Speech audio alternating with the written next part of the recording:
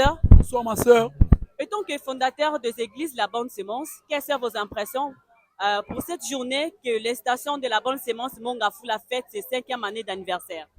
D'abord, nous bénissons le Seigneur pour ce 5e anniversaire. L'église a commencé pendant le confinement et voilà, aujourd'hui, l'église est en train de grandir. Donc, nous bénissons le Seigneur et nous souhaitons une longue vie, l'épanouissement numérique, épanouissement en qualité. Nous souhaitons encore un avenir meilleur pour l'église Bonne Sémence Mongafula. Nous voulons même que, à partir de cette église, que d'autres extensions naissent. Voilà notre souhait. Et nous bénissons l'œuvre et nous encourageons le berger avec son staff qui travaille encore davantage pour que le Seigneur élève cette œuvre dans le nom de Jésus. Voilà, nos impressions sont bonnes parce que c'est une église qui est en train, qui est en progression, par la grâce de Dieu. Gloire à Dieu. Et comment voyez-vous l'évolution de cette extension de La Bonne Sémence Mongafula? Bon, l'évolution est meilleure par la grâce de Dieu, bien sûr.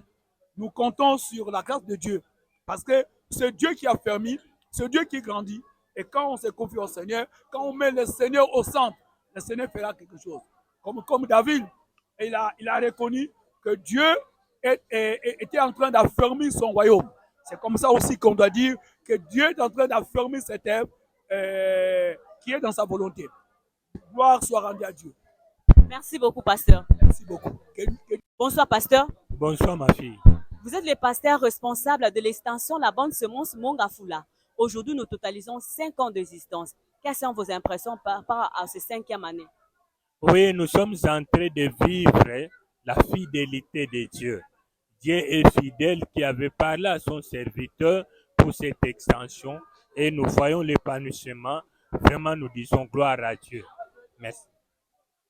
Quels sont les moments marquants que vous avez eu à vivre durant ces 5 ans au sein de cette extension La Bonne Semence Mongafula? On a vécu des moments très compliqués. La première des choses, c'est l'église est née sous l'égide du Covid-19. C'était un moment où il n'y avait plus de prières, on se réunissait dans un salon et aujourd'hui, l'église est là. Le deuxième moment, c'était lorsque nous avions eu une deuxième adresse et c'est là que nous avons travaillé pendant 2-3 ans. On devrait nous donner les jeux, on n'avait plus de moyens, c'était vraiment bizarre. Mais la main de l'Éternel avait comblé toutes choses. Merci.